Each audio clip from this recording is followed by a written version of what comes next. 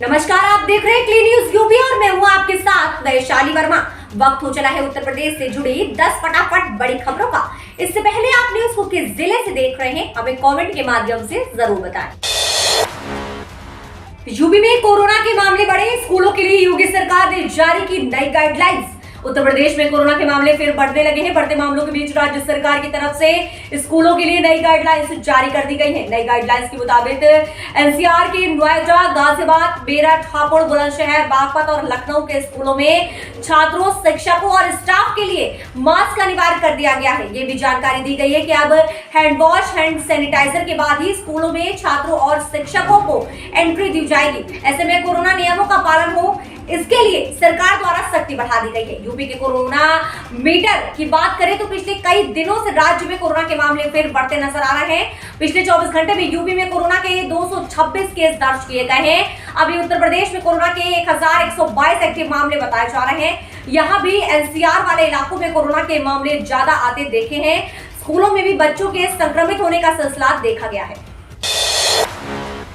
योगी सरकार में औद्योगिक विकास मंत्री नंदी की बड़ी कार्यवाही। उत्तर प्रदेश में योगी आदित्यनाथ के दूसरे कार्यकाल में भ्रष्टाचार पर जीरो टॉलरेंस की नीति का असर दिन प्रतिदिन बढ़ते हुए देखने को मिल रहा है। मुख्यमंत्री योगी आदित्यनाथ के साथ ही कैबिनेट मंत्री भी जीरो टॉलरेंस की नीति को पूरी तरह से अपना रहे हैं। दरअसल औद्योगिक विकास मंत्री नंद गोपाल गुप्ता नंदी ने विभाग के भ्रष्ट और लापरवाही अधिकारियों पर शिकंजा कसना शुरू कर दिया है।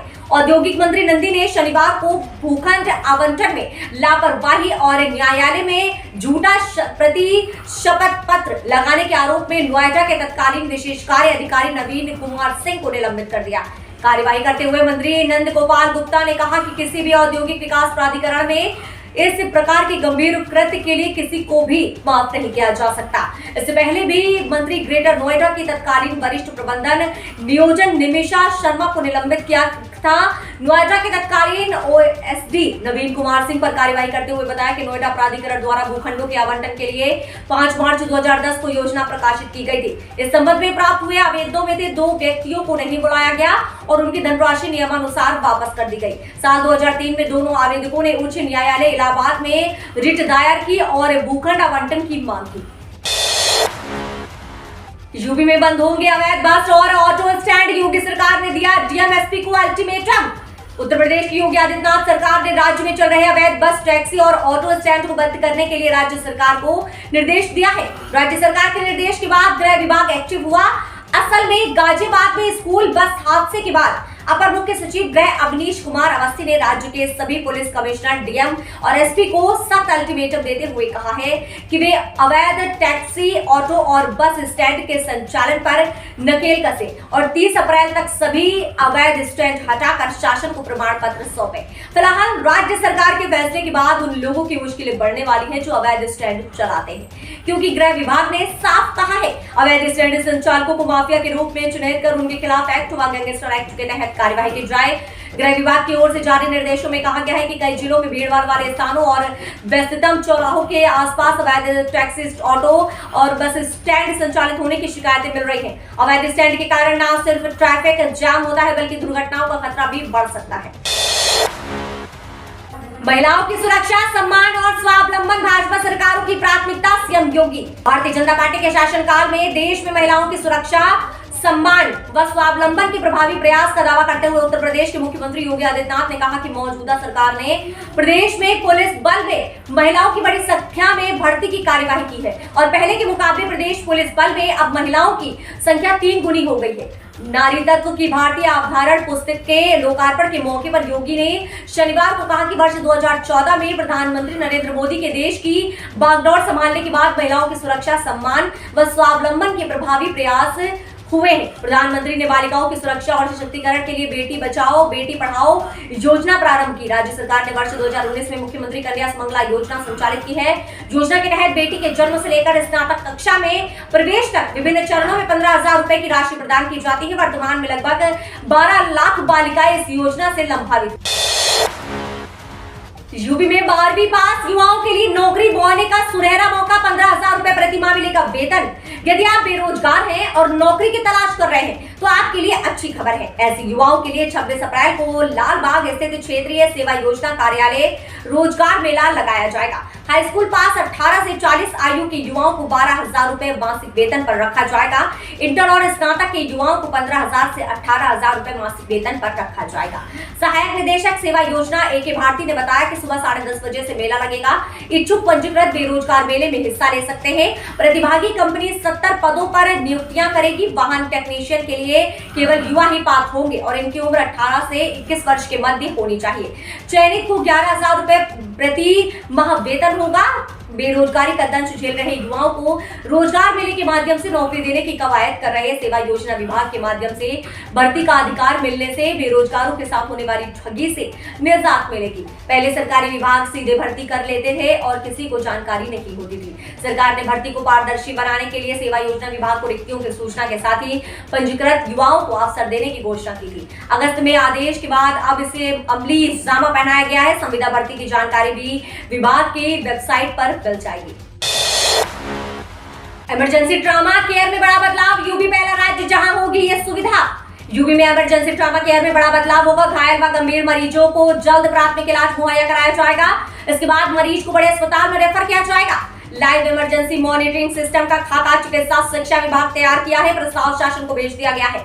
अधिकारियों ने जल्द ही प्रस्ताव को मंजूरी मिलने की उम्मीद जाहिर की है। इमरजेंसी ट्रॉमा केयर नेटवर्क तैयार किया जाएगा। इसमें 6 माह का वक्त लगेगा। ये देश का पहला राज्य होगा जहां लाइव इमरजेंसी मॉनिटरिंग सिस्टम संचालित किया जाएगा। सड़क दुर्घटना, गर्भवती महिलाओं, हार्ट अटैक या दूसरी किसी गंभीर बीमारी से जूझ रहे मरीजों को तत्काल अस्पताल में भर्ती कराया जा सकेगा। चिकित्सा शिक्षा विभाग के महानिदेशक डॉक्टर NC प्रजापति ने बताया कि पहली बार यूपी में अस्पतालों का नेटवर्क तैयार किया जा रहा है। नेटवर्क से लेवल 1, 2 और 3 के अस्पतालों को चिन्हित किया जा रहा है। ये अस्पताल शहरी व ग्रामीण क्षेत्रों में होंगे। दुर्घटना बहुल इलाकों के अस्पतालों को प्राथमिकता के आधार पर जोड़ा जाएगा ताकि मरीजों को जल्द प्राथमिक इलाज मुहैया कराया जा सके। 1 लाख और अधिक आबादी वाले शहरों को 24 घंटे निर्बाध बिजली का कानून। 1 लाख और उससे अधिक आबादी वाले शहरों और महानगरों में 24 घंटे बिजली दिए जाने की व्यवस्था किए जाने की अधिसूचना ऊर्जा मंत्रालय भारत सरकार ने जारी किया है। केंद्र सरकार का ये फैसला प्रदूषण स्तर को न्यूनतम स्तर पर लाने के उद्देश्य से है। नए कानून के तहत राज्यों को बिजली आपूर्ति की ट्रिपिंग मुक्त व्यवस्था करनी होगी। निर्माण संबंधी कार्यों के लिए अस्थायी कनेक्शन के नियम भी सरल करने होंगे ताकि कुछ समय के लिए जनरेटर का प्रयोग किए जाने वाले काम भी बिजली के माध्यम से ही हो। ऊर्जा मंत्रालय ने अपनी अधिसूचना के माध्यम से कहा है कि प्रदूषण स्तर को देखते हुए 5 साल के अंदर डीजल जनित जनरेटर हटाकर रिन्यूएबल बैटरी बैकअप रखने का प्रावधान किया जाए। राज्यों में इन व्यवस्थाओं को लागू करने की जिम्मेदारी राज्यों के विद्युत नियामक आयोगों को दी गई है। नियामक आयोग इसके लिए रेगुलेशन बनाएंगे। इस बैंक में आपका भी तो नहीं था अकाउंट। RBI के निर्देश के बाद बैंक लौटाएगा पैसा। पीपल्स को ऑपरेटिव बैंक जैसे मार्च में रिजर्व बैंक यानी कि RBI ने बंद कर दिया। 12 मई 2020 पीपल्स कोऑपरेटिव बैंक ने द्वारा ये निर्देश जारी किए गए हैं कि बैंक के पास कैश न होने की वजह से ऑनलाइन पेमेंट RTGS NEFT पर भी रोक लगाई जा रही है। इस निर्देश के बाद लोगों की बड़ी बड़ी लाइनें बैंक के बाहर जमा होने लगी। लोग अपने पैसे निकालने के लिए बैंक के चक्कर काट रहे थे, लेकिन बैंक RBI का अप्रूवल न मिलने का हवाला देकर उन्हें लौटा रहा था। बैंक में लगे ताले को अब भी तमाम खाताधारक पहुंच रहे हैं। बैंक की तरफ फैसले का इंतजार कर रहे हैं। बीते दिनों RBI ने बैंक का लाइसेंस भी निरस्त कर दिया।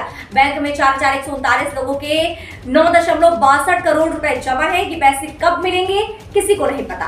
बैंक खाताधारक देविका मुखर्जी बताती हैं कि उनके खाते में करीब 45 लाख रुपए जमा थे। शुरुआत में मात्र 2.5 लाख रुपए बैंक की तरफ से मिले थे।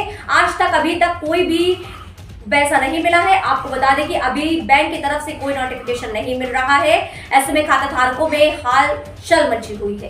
हाल ये है कि रोजाना लोग बैंक देखने पहुंच रहे हैं कि आखिर पैसा मिलेगा भी या नहीं, लेकिन RBI के अनुसार बैंक की वसूली राशि प्राप्त हुई है।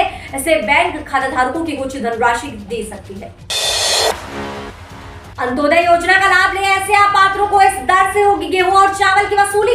अंत्योदय योजना का लाभ ले ऐसे अपात्र को चिन्हित करने के लिए अभियान चलाया जाएगा। इसके लिए जिलाधिकारी ने अधीनस्थों को निर्देश जारी किए हैं। राष्ट्रीय खाद्य सुरक्षा अधिनियम 2013 के अंतर्गत होने वाले अंत्योदय पात्र गृहस्थी राशन कार्ड धारकों के लिए शासनादेश के अनुसार आपको बता दें, शासनादेश अनुसार पात्रता की क्राइटेरिया निर्धारित करते हुए निर्धारित लक्ष्य नगरीय क्षेत्र में जनसंख्या का 64.48% तथा ग्रामीण क्षेत्र में जनसंख्या का 89% 56% तक राशन कार्ड जारी किए जाने के प्रावधान के अंतर्गत जनपद में राशन कार्ड जारी किए गए हैं। जनपद में प्रायः ये शिकायतें प्राप्त हो रही है कि कतिपय अपात्र परिवार तथ्यों को छिपाकर पात्र गृहस्थी अंत्योदय राशन कार्ड योजना का अनुचित लाभ ले रहे हैं तथा लक्ष्य पूरा होने से कतिपय पात्र व्यक्ति राशन कार्ड का लाभ प्राप्त करने से वंचित है। शासनादेश के अनुसार पात्र गृहस्थी कार्ड धारक के अपात्र होने हेतु एक्सक्लूजन के क्राइटेरिया निम्नवत है। ऐसे परिवार जिसके किसी भी सदस्य के स्वामित्व के साथ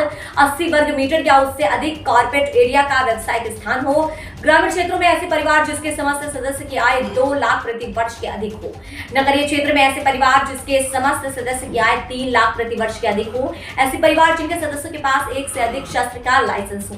इस योजना हेतु अपात्र घोषित किया गया है। उपरोक्त क्राइटेरिया के व्यक्तियों को शासनादेश के अनुसार अपात्र घोषित किया गया है।